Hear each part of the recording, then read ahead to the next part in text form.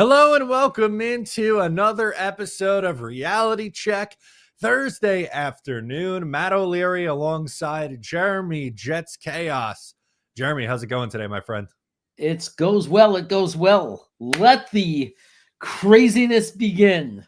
Yeah, we have some. I'll hit the sounder. Breaking news! Breaking news. It's like free agency streams all over again. Before hopping on, we got some news to talk about this morning. Peek behind the curtain. I texted Jeremy this morning. I was like, hey, what do we want to discuss today? And we were like, maybe that some people still think that the Jets are trying to tank in 2025. I was like, all right, yeah, we'll do that. We'll do our normal thing with the chat. But instead, we have some breaking news. The New York Jets have signed wide receiver Josh Reynolds on a one-year deal. It's worth up to $5 million. Jeremy Fowler is reporting that it's a $2.75 million base salary, but with incentives can get him up to that $5 million. He played for the Broncos for part of last year. We'll get into a story of last year in a second. He was previously with the Detroit Lions. That's probably where he found the most success in his career. Veteran, bounced around the league a little bit. Your initial reaction to this signing is what, Jeremy? It's for depth. They're building the back of the roster. It's barely above league minimum. We were talking about this, right? It's about 1.4, 1.5 for a minimum wage player with experience, like a veteran in the league.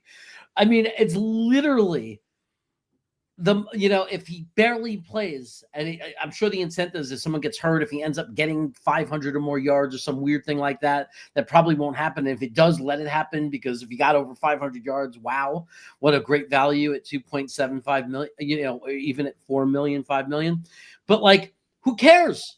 We're filling out the back of the roster, 30 guys left. You have to put 53 guys on a field, and people are freaking out because we're making these $1 million, $1.5 million, $2.5 million signings. Who cares? Like, do you want to bring back the same riffraff that went 5-12 last year? Or did you want to clean out the locker room and bring in new guys? Here's a guy who's worked with the offensive coordinator. He knows the language. They brought him in. I mean, for nothing, for peanuts. Who cares? This is not what nobody's saying. This is the guy we're relying on to freaking make the playoffs. No, it's a one-year deal. It's probably a hold me over deal. It's a probably let's help install the offense deal. And he has upside. I'm not saying like, oh, he's going to be 1,000-yard receiver. No. But his last year in Detroit, he essentially acted as their number 2 receiver. I have his numbers here on Pro Football Reference. I'll try to zoom it in so we can see a little bit better here. But his last year in Detroit, 40 catches, 608 yards, and 5 touchdowns, was 4th on the team in targets behind Amon-Ra St. Brown, so their number 1 receiver, their tight end, Sam Laporta, their running back, Jahmyr Gibbs, and then in comes Josh Reynolds acting as wide receiver 2, I'll say in air quotes, but it's 4th in receiving. I think that would be the Jets' plan on offense, not necessarily saying that it's definitely going to be Reynolds as wide receiver 2, but I would imagine Garrett's going to have the majority of targets. Then it's either going to be tight end or running back. And then it would be whichever one's not number 2 between tight end and running back. And then you're probably getting to wide receiver 2 at that point. And it's kind of an open competition for who that's actually going to be. Yeah, I mean, look, it's very clear that they made a very, very visible and obvious decision. They are not going to try to fill in the top 15, 20 guys, the guys that are going to be the future of the organization. They are just building a foundation of depth and players. And they're 1-year short little deals because they have to have somebody in camp. You have to bring in guys. There has to be guys. Obviously, if you look at Detroit, we are doing the replica of how they retooled and how they got it together through the draft. Clearly, we're doing this through the draft. Clearly, we're going to hopefully, and we're waiting to see if it happens, and I wouldn't freak out and panic yet, but obviously we're going to start retaining our star players, guys like Garrett Wilson, Sauce Gardner, like they're deciding that. Who's the young talent you're going to build around, you're going to draft around, and then you have to have some veterans, you have to fill in the rest of the roster. They're clearly filling in the backside of the roster. in very low commitment contracts. But who else is there to sign? Would we rather overpay guys 12, 15 million, 2 years guaranteed, or mediocre players that we're never going to win with? Or like, I feel like this is the last thing that we should be upset about. Like, people are going to cry now about, I care, Jeremy. Like, we shouldn't, why? Like, why? Like, every team in the NFL has to bring 90 guys into camp. Every team in the NFL, and then break it down to 53, has to find those guys. We just might put a microscope on and use a microscope for every single signing that we do and act as though that's the strategy of the team, like that this guy is going to be playing every snap of the game. And it's just ridiculous. Yeah, so Swamp Ranger comes in, says, Jeremy, you have to relax. Nobody is freaking out. So clearly you didn't just... This guy Rick is freaking out. So Rick is one because he says, I care, Jeremy. We should get better players for the back end of the roster. A guy who had 600 receiving yards and 5 touchdowns 2 years ago. I don't know if you're going to do too much better for back end of the roster, guys. That knows the system, that knows the offensive coordinator. I mean, like, what do you mean back end of the roster? What better guys? Better guys wouldn't be back end of the roster. They would also cost more. And we're also year one of this regime, clearly a team that needs to, at the very least, you can call a rebuild, a retool. But clearly we had to clean out the shit. We went 5-12. Do you want to just bring back the same guys in the same locker room? We clearly had a terrible locker room. The stories got out, right? These guys lost games in the fourth quarter. They couldn't make comeback wins. They gave away victories. We need to change the culture. So in a mediocre free agency year, in a year where we have a lot of holes and we're not going to be able to fix everything, they're starting with the back end of the roster. They're starting to just build the locker room with guys. Some of them will stick. Some of them will go. But it's just bringing in guys to change the locker room. That's all this is. How about this one? He stinks. Should have just kept Mike Williams, and he really stinks. Why do the Jets do this over and over again? Come on. Now, I did hint at this, and I want to talk about the positives that he adds. And not positive, again, like, don't get this misconstrued. I'm not saying this is going to be a 1-2 punch of Garrett Wilson, Devontae Adams that they had in the second half of last year. But we'll get to his positives in a second. His 2024 season was very bizarre, Jeremy. Very, very strange. So he only played in 9 games in 2024 and had 194 yards and 1 touchdown. Obviously, no one's throwing a party over those kinds of numbers. No. So in the offseason, he's coming off, mind you, like I said, 2023, 40 catches, 608 yards, and 5 touchdowns. So he signs a 2-year deal with the Denver Broncos, where Darren Muji is. Has an actual decent first 3 games of the year, 5 catches for 45 yards. 4 for 93 and 3 for 36. Not great, but okay. Like, he's a functioning part of the Denver Broncos offense. Then week 4 comes. 0 catches on 2 targets. That was the Denver game against the Jets that we were at in the rain. The offense for both sides sucked. It was disgraceful to watch. Right. Following game in week 5, he gets hurt. He has 1 catch on 2 targets, gets hurt, hand injury. All right. They put him on IR. Not season-ending on IR, but they put him on injured reserve. A few days later, he's at a strip club, and when leaving the strip club, he gets shot in the arm and the back of the head. Survives, obviously. But then the Denver Broncos decide to waive him later on in the year in December, and the Jacksonville Jaguars pick him up. He has 1 catch in 4 games. And that's how you get to the 9 total games. So it goes from a 600-yard receiving wide receiver a year ago to signs a 2-year, not big money, but starter money wide receiver, let's say, has an okay start to the year, gets hurt, gets shot, ends up in Jacksonville, does nothing and gets cut. And now here we are. It feels like they're dropping a giant fishing net in the ocean, right? And just for this year, like, at least we don't know if hopefully it won't be another year. Then, I mean, how long is that going to go on? But, like, they're just dropping this giant net and they're seeing if anything sticks and that, for the future or moving forward. And and just seeing if anything is right. I mean, obviously, yeah, he has something about this player. Maybe he saw that 4 catches, 90 something yards, and he's saying, look, if he's healthy, the potential is there. I don't know. If it was a guaranteed $5 million, I'd be pissed. I'd be like, what are we doing? The only contract that really just baffles me is that Stevens contract, right? Giving $12 million, 2 years guaranteed to a guy who Baltimore couldn't wait to get rid of. It was a weakness on their team. And that's, all based on a philosophy that he'll do better in this different scheme with these, being asked to do different things. That was crazy to me. Under a $3 million contract on a guy who they both know very well, who knows the language, again, of this offensive coordinator, who could potentially, I don't know what's the best you're going to see him as anyway, like the number 4 receiver, the backup slot receiver. Maybe if Corley is really a complete bust, you're stuck with this kid for a year as your main guy at the slot. I don't even know. So I don't know. It's just like it's just like nothing. It's a little bit of news, but it's not like this earth-changing or off-season changing kind of event that's going to make me very angry or get me excited. It's just kind of like, okay, there's going to be this other kid in camp that, and they have this plan in place that I will admittedly say I just don't understand yet, but I still am not going to get angry about yet. Like, it's a plan that is still in the very, very early stages that's going to unfold.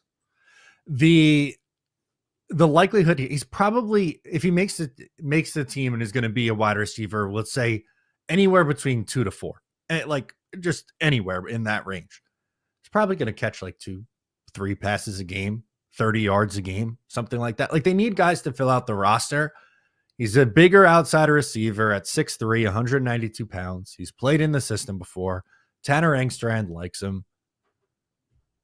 Like, is there any more to it than that? Like, I'm not getting all crazy excited one way, and I'm not going, oh my God, this is the worst thing ever, the other way. It's kind of like, okay, yeah, they signed a veteran receiver. They need receivers really bad.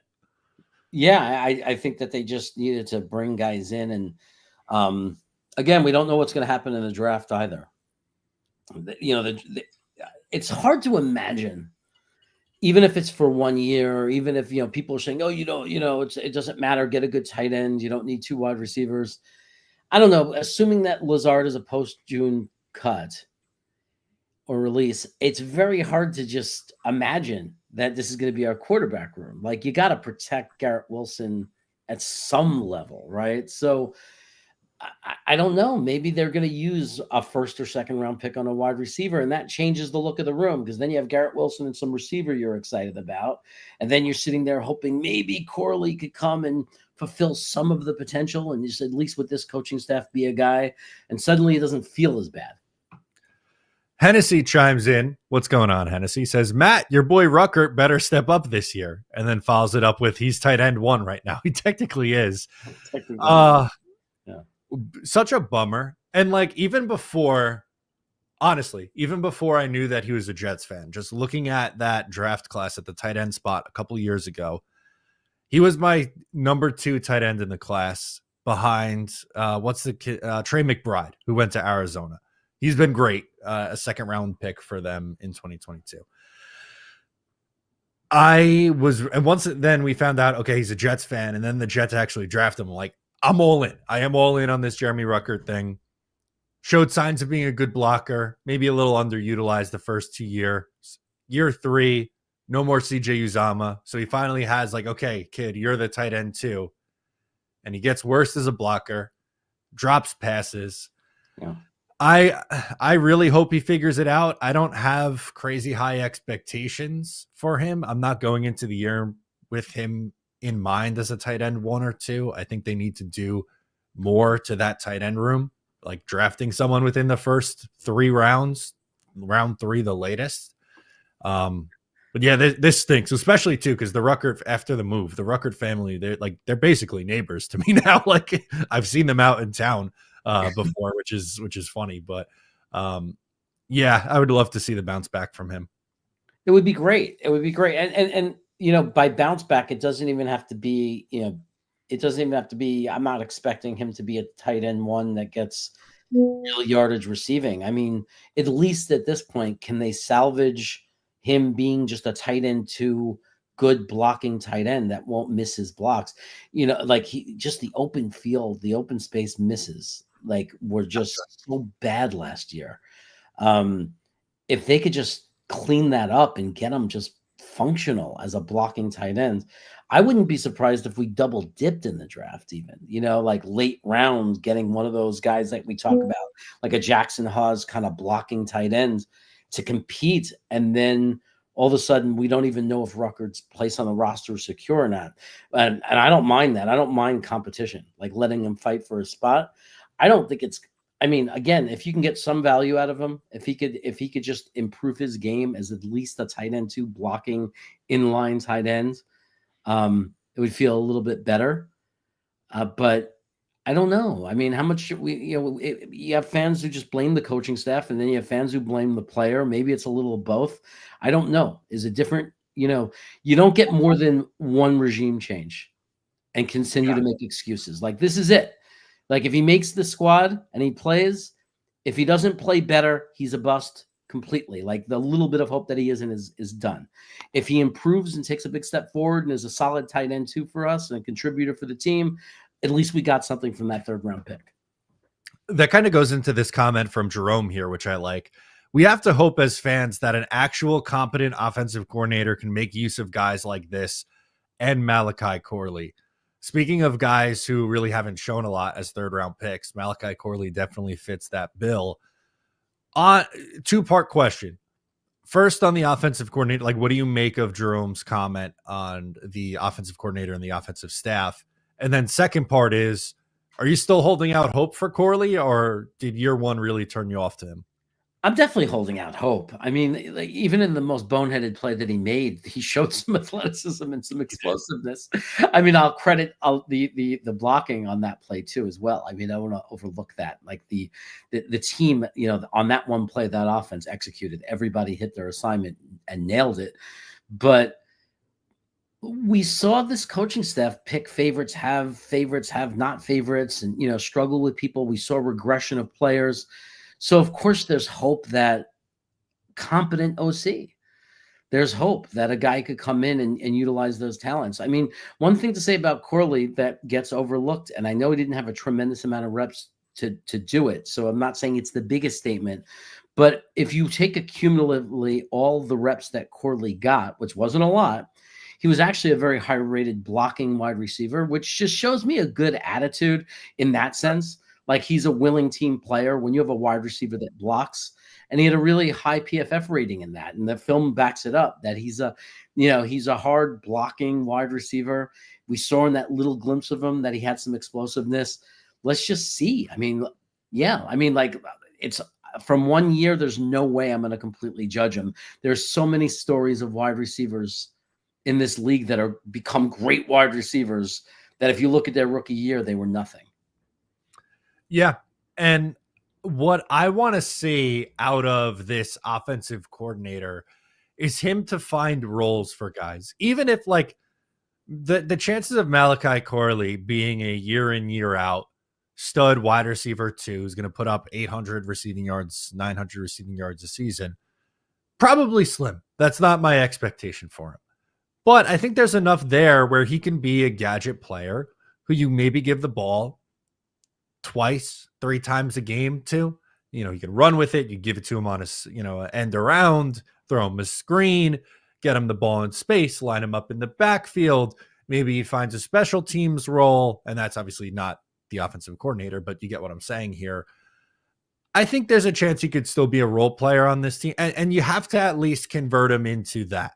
To me, like, if this is someone who, again, how many catches did he even end up with last year? Malachi Corley. Off the top of my head, I'm going to say 3. 3 for 16. If we get another year of 3 catches, 16 yards from Malachi Corley, it's probably all over, right? But can he catch 25 passes for 350 yards and then run for another 100 yards and have 3-4 touchdowns on the year? Then we start to talk about, okay, maybe you have something here with this guy.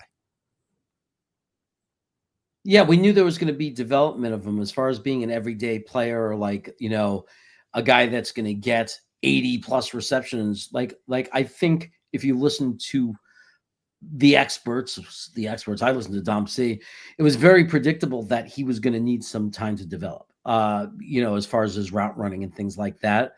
So, but 3 receptions or 5 receptions obviously is not acceptable. There needs to be 30 to 40 where he plays a role, some gadget plays, makes a big play or two and continues that path. And then maybe year 3, he could become your full-time slot receiver, would be fine. And that would be great. And that would make him a worthwhile pick. Too early to tell. Just too early to tell. Let's give him a chance with a new regime and let's see. And if he's not the guy, he's not the guy. We move on. Yeah. No, I'm with you on that. Although Cirivo, I think is how you pronounce the name, says, LOL, why not just complete the New York Buckeyes drafting 𝐒𝐿𝐫𝐞𝐞 at wide receiver? So you have Garrett Wilson, you have Justin Fields and Jeremy Ruckert. Why not also bring in 𝐒𝐿𝐫𝐞𝐞 in the first round? I know you really like him as a trade down option for the New York Jets. Yeah, I mean, look, what could you say? Ohio State drafts, or recruits and develops really good wide receivers. He's a great player. I wouldn't be thrilled with him at 7. Again, if there's no trade partner, I don't know if there's anyone you're going to be thrilled with at 7 unless somebody unexpectedly slips. But trading back and ending up with him as a pick is a good pick. He's a guy with a lot of potential, but I don't know if there's going to be a trade back partner. And I certainly, as much as I like 𝐒𝐫𝐞𝐞, it's hard to swallow that at 7. Yeah, not at 7. For me, I think that's way too early. This question's a little bit off topic, but it was brought up this week by Rich Cimini, kind of tossed this out. Says, we don't have to trade a player a year early. The comp formula is there for a reason, let Quincy play it out in the new scheme, please. So this is in reference to something that Rich Cimini pointed out, that the Jets could be looking to trade Quincy Williams and then draft Jalen Walker as his replacement. What's your thoughts on that? And then I'll share how I made a video on it, but I'll kind of rehash why I think that's a poor idea. I mean, the only way I can imagine them trading him is if they just don't like him. If they, when they meet the players and everything, I don't know why. He feels like a guy that would fit the scheme really well. For, when you have a defensive coordinator who likes to blitz linebackers sometimes, and you have a guy that's super fast and explosive, I was screaming to see him given the I wanted more opportunity for him to make big plays. Like, I wanted him to blitz more. I wanted him to be a guy that they could, utilize his speed more. I thought they were too conservative with him. I'm excited to see him in this scheme. So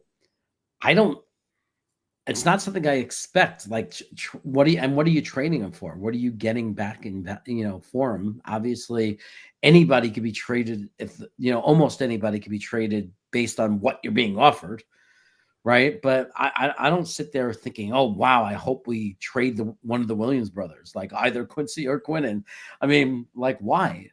Why would we be looking to do that? That doesn't make sense to me. No, I'm kind of like what Dano's saying here, man. Why don't you let it play out? And I get it. Like, if they get, he'll be 30 years old next year. You pay Jamian Sherwood. So the likelihood of you then, shelling out some money for Quincy Williams and having 2 high paid linebackers probably isn't the way to go about building your roster. But if he leaves, then you could go, okay, let's get you get a comp pick for him. Maybe you get a 4th round pick back in return if he signs somewhere else for big money. But why are you just creating a hole and then going, all right, now we got to use our 1st round pick to fill that hole that we just created by trading away Quincy Williams for a mid-round pick? It doesn't really make a whole lot of sense to me. Yeah. I mean, that's why I say you have to know what you're getting back in return, because you trade him away. Let's say what would you get for him? A guy under contract like that? What are you going to get? A 3rd round pick? Which you could say, oh, that's really nice, but now you have to replace him with your 7 pick. With number 7, you have to replace him. We'd be happy about that. I want my number 7 pick to be an addition to the team, not a replacement of somebody. Yeah. That's my thought. And it wouldn't change. Like, even if they did, let's say they trade Quincy Williams. That's not what I want to do, but let's just say that's what happens. I'm not now going, all right, let me find a linebacker edge hybrid at 7th overall in Jalen Walker. I'm still going, all right, I'm taking either Tyler Warren, Ted McMillan, Armand Membu, and like, let's roll. That's going to be my move almost essentially no matter what at that point. Yeah, sure. I mean, that you see, that's addition, right? You take a guy like Membu, you're adding to the team. You're filling a need. We don't have a right tackle. Boom, now we have a right tackle. At least you're adding something. You're not. It's like that's like, let's trade Olu and then take a left tackle. It's like, Yeah. So yeah, I mean that's the kind of the way I see it. I mean, if you were trading a guy that got you another first round pick and a second round pick, something crazy like that, like if you were talking about Quinnen, again, not something I'm looking to do, but something where then at least you could say, well, look what we're getting back, right? We could, but again, I don't know why we would pursue that. I understand answering the phone and listening to offers when someone has one. I don't understand why you'd look at any of the good players on this team that we have and say, let's start making phone calls and try to dump them. Yeah, I don't know if I really get that one. Jalen chimes in and says, Kyle Williams will be the steal of the draft. Kyle Williams, a wide receiver out of Washington State. Have you watched much of him or have Somebody asked me about this kid. I almost thought, is this made up? Like, where did this kid come from? Like, I will be blatantly honest. I have not watched a single thread of film on him. I know nothing about him. He hasn't been any of the guys I've been looking at when me and Zom were watching film when we did our top receiver. Like, I don't remember anything about him. So I'm going to say nothing except I've got to find some time so I can look into this and see what everyone's talking about. But and that's as honest as I could be about it. I just don't know him. Yeah, he's projected right now as a day 3 pick. Good speed, ran a 4.4 40-yard dash, which is obviously, pretty quick. He's not big, 5'11", 190. So I would think probably would be a slot receiver at the next level at that size would be my initial thought. But I'm trying to see what his production was last year. His stats at Washington State. See if I could pull that up. It's showing me Kyle Williams, the defensive tackle right now. Come on. He's hard to even find. Yeah, he's hard to find. Is this gonna? Yeah, here we go. All right. He had a big year at Washington State. He started at Nevada, Las Vegas, and transferred to Washington State for the last 2 years. He had 1,198 yards and 14 touchdowns last year. Yeah, so it was very productive. It's good numbers. It's Pac-10. It's not like he did it. We're excited about this kid Nash who played for San Jose State. He's playing against Wiener University. So like we're going to give that guy a pass and say, well, maybe you could take a late round shot on him. Why not a guy who got 1,100 yards, 14 touchdowns in the Pac-10? At least he's playing against real teams. I'm not saying they're the best passing defenses of all the conferences, not at all. They tend to have a lot of shootouts and there seems to be a lot of yardage in the Pac-10, but it's still real football, playing real Division I teams. Washington, Oregon. You playing Cal, Stanford. You're playing. It's a real conference. So I think that it at least warrants me promising that after the show, I'm going to look at some film and try to see, and have an opinion of the guy and get to know him. Those day 3 picks, I think you have to. We haven't been able to do it in the past, but having some level of faith as a Jets fan and in a new regime, putting some amount of faith into them and hope into them. You just hope that the guys they love on day 3, the guys, those kind of diamonds in the rough that they find, that they know what they're doing and they find some good ones, and until, of course, I watch the film, fall in love with them, and then I'm screaming they're completely out of their minds if they don't do it. Yeah. That would be an interesting one. Got a couple more super chats for us to get into. Let's go to Swamp Ranger next. Changing gears, but saying that Quincy will cause a stink without a new deal. Do you view him as someone who's, a potential holdout candidate? I don't know. I don't know why Swamp Ranger's saying that. Is it just being completely pessimistic and negative, or is Because it he's only on a $6 million deal this right? year. No, I understand that. I understand that, but he also, when he signed it, was really happy. This was a guy we picked off the garbage heap, who was given up on and cut, and he might just play out the next year without a stink and prove himself and say, I'm going to get one last contract next year, but I'm not going to put up a big stink because this team believed in me and gave me the opportunity and then gave me a contract where another team completely released me and threw me away like garbage. I'm not going to say that I'm predicting that. I'm not arguing with Swamp that he might make a stink. He might make a stink. He hasn't yet, has he? He's saying, I don't know what his end of the season comments were that Swamp is referring to. I do know that there's a difference between saying I'd like to get paid more, and that would be nice, and holding out and really creating a stink. So I haven't heard any rumors or threats, requests for trades, threats of holdouts. None of that has happened yet. So I guess the answer is I don't know. I don't know if he'll cause a stink or not. So he might cause a stink. Kind of just kind of cross that bridge when we get there, sort of a thing. Well, let's see. I just don't know. Like, I don't think any of us know if he's going to cause a stink. I think that Swamp is actually defending his right to, that maybe he has a real case for it, right? Like maybe he has a real case and a real reason to create a little bit of a stink. I'm someone who believes that you honor contracts, personally. But even though I believe that you should honor your contract, I do believe that the team should also recognize when a guy is outplaying his contract, and it might make sense to extend him and give him a new contract in good faith. Yeah. I was going to say, what if they just were like, how about Quincy, how would you feel about if we tear up the last year of this deal and we'll give you an extension, give you more money this year and tack on an additional year, essentially? That might be like a good way to go about doing it. Because instead, it's not like you're waiting till he's 30 and then give him a 3-year deal. It's, all right, like clearly you've outperformed this contract. We'll give you a bump in 2025, and then we'll add an extra year at 12 million or whatever the hell they decided is. I think it would be a good idea, if they believe in him and they want him around, right? And I can't read their minds. I don't know how they feel about him, but anybody might come in this offseason and bitch and complain. Like they haven't met the coaches and played under them yet. Like we could ask this question about anyone. Like, is Garrett Wilson going to bitch and make a stink when he meets this offensive coordinator?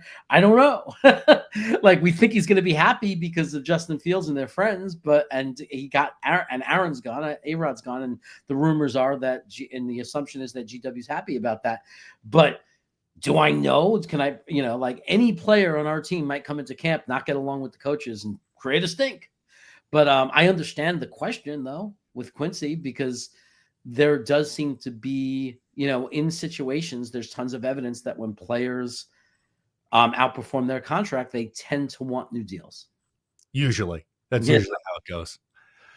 Comics and staff, going back to Williams for a second on the Kyle Williams, that is, chimes in and says, Play Like a Jet did a breakdown on Williams and he looks electric. I've wanted him in the second round. So as early as the second round there. I'm going to have to do some more digging as well on him. I think he's one of those like late risers, and that happens. You get to this time of year and guys who you thought were going to be day 3 guys end up being day 2 guys and whatnot. But I'm going to have to watch that breakdown. Play Like a Jet. They usually do a pretty good job of these prospect evaluations. Yeah, they do. And you Play Like Jet has an influence on, just like JetX, there's an influence on our fan base from these sites. I think Dom C has an influence on our fan base, right? Sure. I mean, like, guys that are doing the analysis, that's what they're doing. They're bringing back information. They're finding these guys and giving you reasons to be excited about players you might not have known to exist. I think Play Like a Jet does great work. I don't know about second round, but again, I can't argue it because I admittedly haven't looked at the kid. But I do have a thing about hesitancy about late risers, because I think a lot of that is excitement. And I'm not saying I'm completely against it, but like guys like Membo who suddenly shoot up the boards because of his combine, guys like because Play Like a Jet, took some of his play and showed us what he has potential to do and showed us some explosiveness that gets us excited. I don't want that hype and that excitement. Like I always worry and concerned. Are we letting the hype increase their value too much? Like maybe this is an incredible day 3 pick, right? Incredible upside. But does that make it a great second round pick when you're looking at guys that still might be on the board, like a Higgins? Like, do you like, is this guy better than Higgins from Iowa State? A big bodied 6'3" stud? Are we that excited? Are we putting him in that level? Or are we just excited about a value, a guy you could get on day 3 that gives you a chance to get the next Puka? Yeah. That I'm trying to find. I was trying to do this on the fly here, but it clearly wasn't working out. Hennessy says, will it be a McDonald-like draft reaction this year? That was my favorite thing in the entire world when we did that reaction and all of our jaws kind of just dropped and we went, did that really just happen with Will McDonald getting drafted by the New York Jets? I can't wait for the Talkin Jets draft. I think we do a nice job with it. It's really a lot of fun getting to talk about all these prospects and then get everyone's initial reaction all at the same time. Green Beans played spoiler a few times. Okay, here we go. I found it. All right, so is this a video? Yeah, it's got to be a video. All right, let's move over to this and see if we can get our reaction. The New York Jets. Come on! Select Will McDonald, linebacker, Iowa State. Let's go! Wow. All right. What the hell just happened? I didn't see that coming. That was my absolute favorite, man. Oh man, that's great. I forgot about that. Look, Green Bean, what the hell just happened? I think I could guarantee this to answer this question.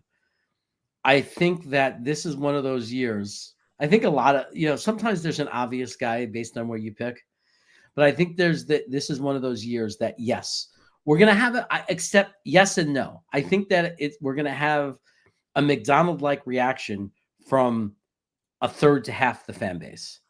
And then the other half is going to be happy. And here's why. Because if we don't, let's say we took Tyler Warren, I think that 50% of the fan base is going to be really stoked and really happy and say, well, if you couldn't trade back, that was the pick. And they're going to be really happy. And then you're going to have half the fan base be really pissed. We should have taken Membo. We shouldn't have taken this guy. We should have taken Dart. We should have taken whoever it is. We should have taken Sanders.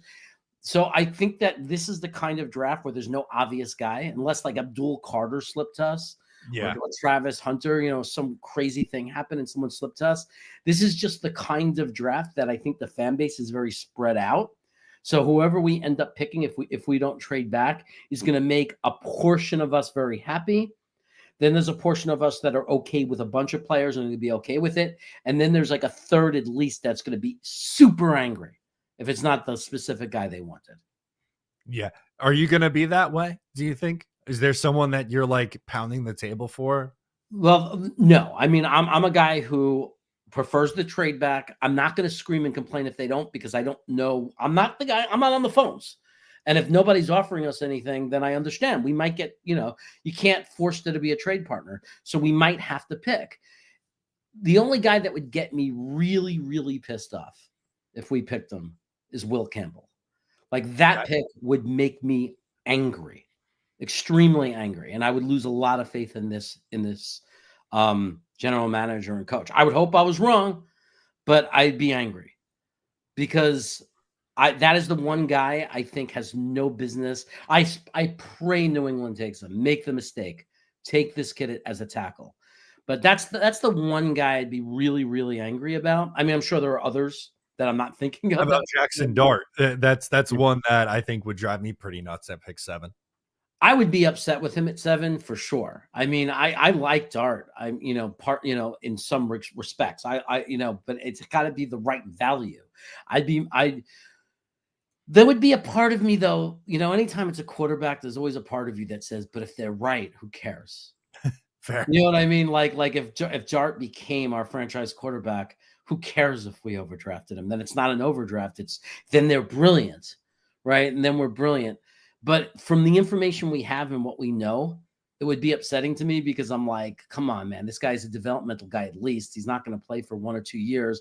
And then by the time we find out if he's the guy or not, we missed out on a great draft next year, but if we took him in the second round, if he was there, I wouldn't be irate or mad. Again, I'm not saying it's the move I would make, but if we took Dart in the second round, even though it's not the move I would make, I would not be fuming angry. I'd say, okay, obviously they really like him and they believe they could develop him. Rico says, oh, please, we had people ready to go to war over tackle versus tight ends last year. This is every year. We'll always argue. We'll argue, but the Will McDonald reaction was different than just argue. Like right, what you're talking about, Rico, is the Olu versus Bowers. Yeah, we argue, but that wasn't McDonald. McDonald was shocked. McDonald was first. First, we said, "Wait a second, who? Dom." We all turned to Dom. Dom, said, tell me what's going on here, man. Like, tell me the upside on this. It was really, really surprising. It came out of complete left field because they spent a first-round pick on an edge rusher a year prior. You had Bryce Huff coming off a nice season the year before, and you're sitting there going, who? Because I think he wasn't even a guaranteed first rounder in a lot of mock drafts. He was somewhere between like the 25th and 40th pick, depending on who you saw, what mock you looked at. And the Jets took him in the top 15. But hey, he turned into a double-digit sack guy in year 2. It's been working out, it looks like. Yeah. Man, there's excitement with it's funny because I was excited about Dart, then I wasn't excited about him, and then I got excited again because I was able to let go of the mechanics thing and focus more on his production. But then I get twisted by the Ole Miss system, and that's why I've settled on I'm excited about the player, but I'm aware he's not ready for an NFL offense. He's not NFL ready based on the system he's coming from. There's no way to predict or know or confidently say, yeah, this guy's ready as a rookie to come in and play. Like I as far as I'm willing to go on Dart is he might develop into a good NFL quarterback, even a great one, but like he's going to need time. He's going to need time. He's going to have to adjust to an NFL offense and what the NFL looks like coming from a system that just has no resemblance at all to an NFL offense. And that's the frustrating thing with me taking a quarterback like that 7th overall. If you want to take him on day 2, all right. Yeah. I could totally live with it on day 2. Completely.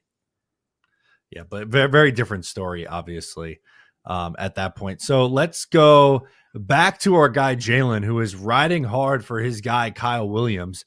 Via PFF speed tracker, it was hitting 20 miles an hour plus 16 times. That's the second most by any draft eligible wide receiver. So if you're looking for a burner, I'm assuming Kyle Williams would fit that. Let's take a top off of defense here.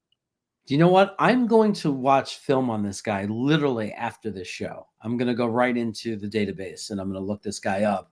Hopefully he's there. Hopefully there's film on him in the one that I have. And I'm telling you, because we all use different providers, by the way, for those of you, what is he talking about? Is there film? We have different people who provide film and they have lists of players. And unfortunately, they don't have everyone all the time. But I tell you, if I fall in love with this guy and he hits anywhere in the NFL and everything, I'm always going to credit Jalen as the guy who told me about him. Not play like a Jet. It's going to be Jalen. Jalen's putting the passion into this. This is Jalen's guy. If this kid becomes a stud, I completely will always remember that Jalen Messina predicted this, and we all should have listened to him. So he will get all the credit for this if this hits. I love this time of year when you find, like, we look at so many different prospects, and you're like, yeah, I like this guy or whatever, but the guys that you ride or die for, be like, that's my guy. I think he's going to work out. And then you watch him get drafted and you follow his career. That's the fun part of the draft season. Yeah, my guy for that is, I have a few, but one of mine that you know about, or it's not the biggest position of need, but I think it is important, is the offensive guard from LSU, Miles Frazier. Like, that's my huge draft crush. And my argument for taking him in the 4th round, if he's there, is you could say it's not a position of need. What are you talking about? Like, who's our backup guard if a guard goes down? And who's our future guard when we don't retain, when we're not able to keep both AVT and Simpson? So I absolutely think bringing in a guard that I believe is going to be a very good starting guard in this league, if you can get him in the 4th rounds, I'm all over it. So that's my guy. I'm a Miles Frazier guy, but I have a bunch of them. Like, if we don't get a tackle early, Ozzy Trapillo, and it's at 73 would be exciting for me. I have a few like that. So I'm glad that Jalen has that he has guys that he likes, that he's excited about. And I agree, that's the fun part of the draft. He has not only doubled, but I would say triple and quadruple down on this, saying that he'd take Kyle Williams over any wide receiver in this draft. So this is a bold take from our guy Jalen here. Yeah. How about, are you going to give Hennessy credit? He chimes in again, says, I want credit for Jackson Dart when he's good. Screw Hennessy. He doesn't get credit. No, of course I will. Of course. I'll give him tons of credit. And you know what? But the question is, what if Jackson Dart never becomes a starter in the NFL? What if he gets his half a season or whatever, he's terrible, and he wanders around for a couple of years, he ends up a backup or ends up out of the league in 4 years? Then what do you get for that? So, but no, if he becomes a stud, I'll say, Hennessy, maybe we need to get you onto these shows, like when we do the prospecting shows, for sure. I think people deserve credit when they put their name behind a player and they push for that player. I ask for credit for last year's quarterbacks that are successful, and I run away from Bo Nix and try to live in denial. So it's all natural that we're going to do that. We focus on our successes, the guys that we predicted correctly. Sure. Just like how I spent a lot of time in 2022 talking about Garrett Wilson. I was like, I want the Jets to take Garrett Wilson at 10. Rick can't get credit for not liking the Reynolds signing unless he loses us a game specifically. Like, if he loses us a game, if he drops the ball in the end zone, then you get credit for not liking him.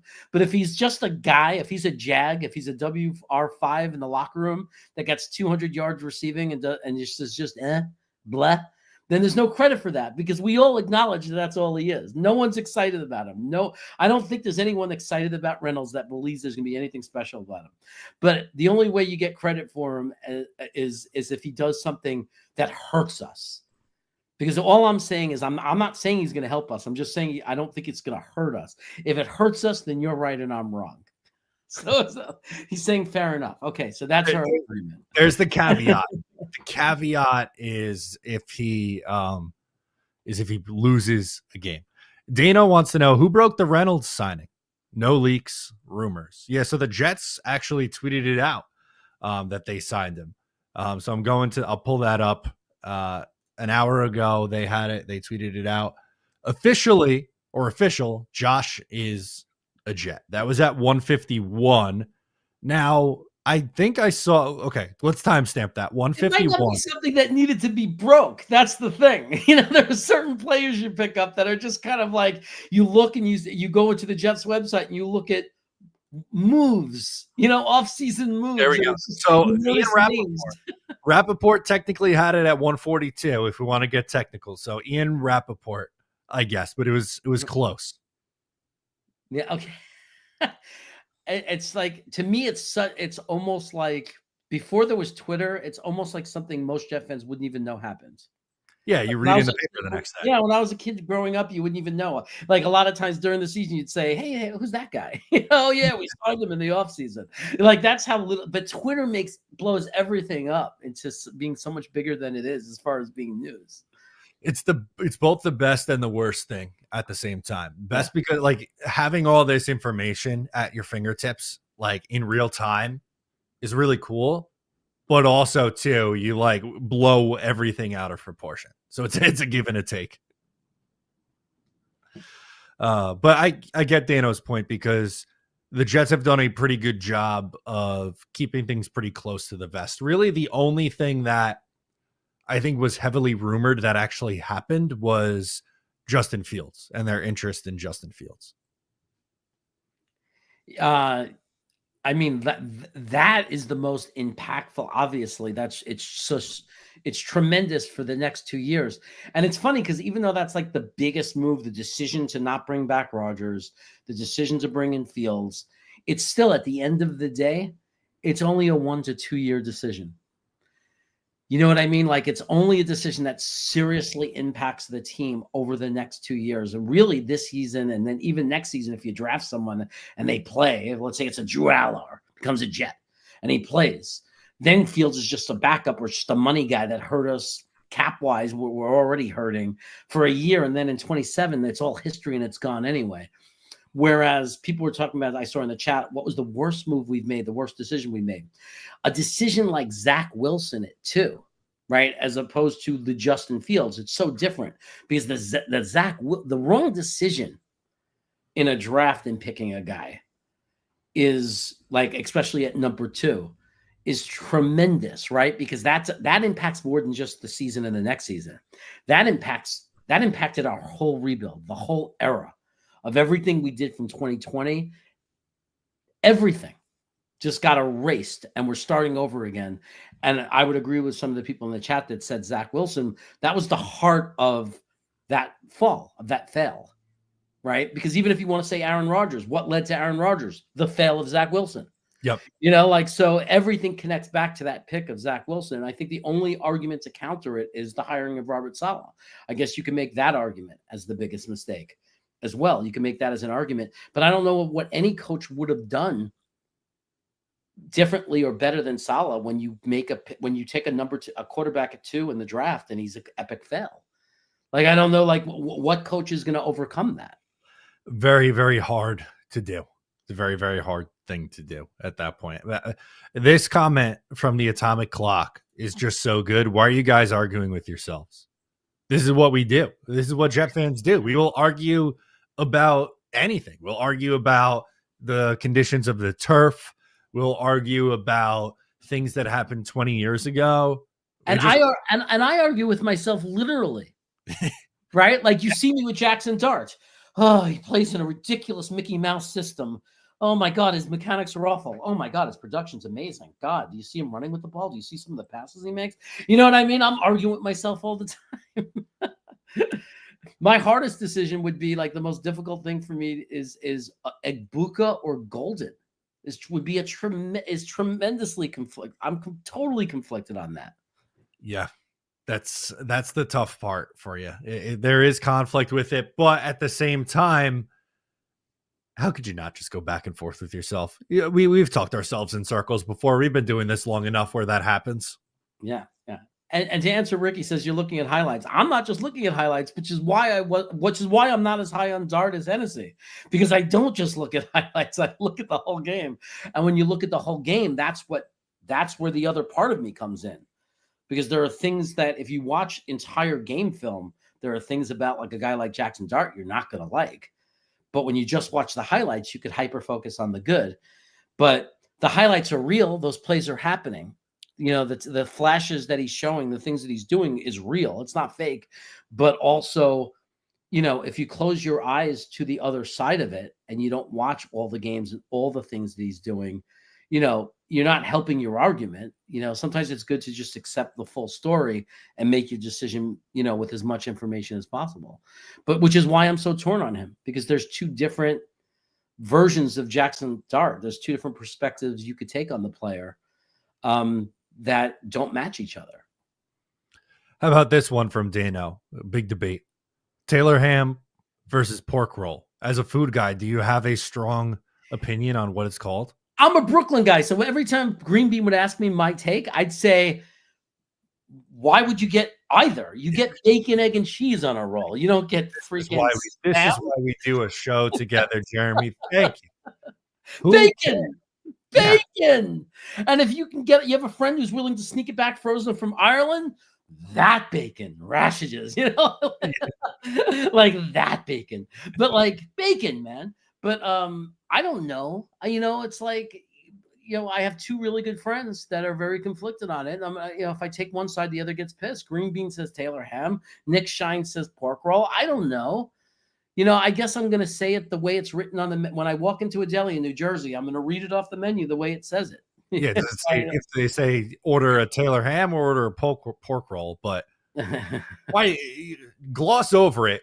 Because you should be looking for where's the bacon, egg, and cheese, and what am I getting on it? When I was in for the game and I stayed next to Harold's, the famous deli in Jersey. Yes. That's where I stayed in the hotel 1,500 feet away. You could walk there, right? So we went there a few times. We took Knobcraft, a bunch of us. We kept going back to this place, like the week I was there. One morning for breakfast, I did it to be traditional, whatever. And I was there with Nick Shine, and he ordered it as pork roll.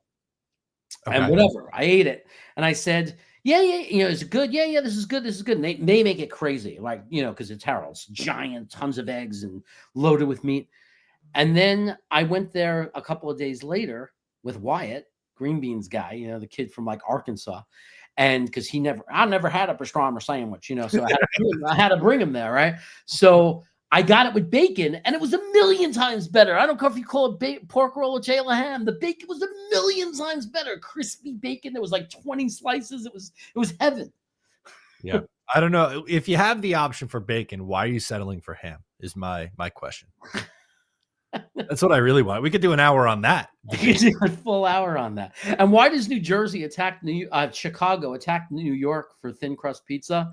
It's like, no. Argue with New Jersey. They're the ones with the thin crust pizza. Have you had tavern pizza in New Jersey? It's like the thinnest pizza in the world. Let them have that fight with Chicago. It's so good. It's so funny. Let's see what else we got in here. We got time for a few more before hopping out of here. We're almost reaching the top of the hour here. I love this one from Johnny. More meat? Pause. That's we could talk about meat all day here. Let's talk about arguing with ourselves. We can't even agree with what we call our meat. That's another fantastic one. Well, Dano is from the Pittsburgh area, and he's in Oregon now. So who knows what they call it up there? On the West Coast, we call it nothing because we don't eat breakfast sandwiches here because the bread sucks. Okay. So what are we doing instead? A wrap? Would you go for a wrap or? Yeah, we do breakfast burritos because we have authentic Mexican restaurants here. So we get these awesome Mexican burritos. But I'm always disappointed in breakfast sandwiches. I just go to McDonald's and get sausage egg muffins, to be honest. There you go. So I'm spoiled here on Long Island because I could throw a rock out my window and hit 3 different good bagel spots if I wanted, or breakfast spots, a diner, whatever. How is that? What's the diner situation like in Jersey? Not Jersey, fucking California. Oh, the diners are terrible. They don't know what diners are. It's like there's a chain here, like I guess called Mel's Diner, right? Oh, the TV show Mel's Diner. You walk into a Mel's Diner, it is not a diner. In any respect, it's just a dumpy, like just breakfast. But it's not, and when you get it, it's like Denny's. It's like IHOP, but not as good, because IHOP. I don't want to put down IHOP. I love IHOP, but it's like kind of like Denny's. It's not really a diner. Like you can't go in there and get, like their cheeseburger doesn't come with the 2 onion rings with the steak fries. Like it's not. They don't do it right. It's not a diner. And the other thing is a diner isn't just burgers and fries and some breakfast, right? A diner is an 8-page menu where you could get freaking liver and onions if you want it. You can get anything in a diner. So the traditional Thanksgiving dinner to eggs and bacon if you want. Yeah, you get fettuccine Alfredo in a diner, right? I mean, in a real diner. So no, they don't have real diners out here. That doesn't exist. Okay. Thought so. I love this. And a perfect way to close from Hennessy says, Jeremy can talk about food the whole stream. I absolutely can. We could do a full hour on just food takes. I think it'd be fantastic. And listen, if you watch day 3 of the draft with us here on Talking Jets, that's what happens. Jets run out of picks. We start talking with the chat. We're loopy from streaming for like 24 hours over a 3-day period, and we start talking food. So I'm looking forward to it. If you're new to the channel or new to the show, make sure to like and subscribe. Make sure to support all of our shows. We got content Monday, Tuesday, Wednesday, and Thursday. Jeremy and I will be back next week, but that'll do it for us. I do want to shout out to Hennessy and say, Hennessy, make sure you check out my new intro video. You're in it. So Hennessy, you're in the new intro video. You're going to love it. So you got to go to my channel. Like I'm going to start with my new videos. I'll have it as the intro. So make sure you check it out, Hennessy, because you are in it. Yes. I can't believe we almost went the whole show without mentioning it. The new intro is phenomenal. So make sure to check it out. And Hennessy is in it. I'm in it. Green Bean's in it. It's going to be a lot of fun. Yeah, it's a lot of fun. That'll do it. I'm Matt. He's Jeremy. And we'll catch you next time. Oh.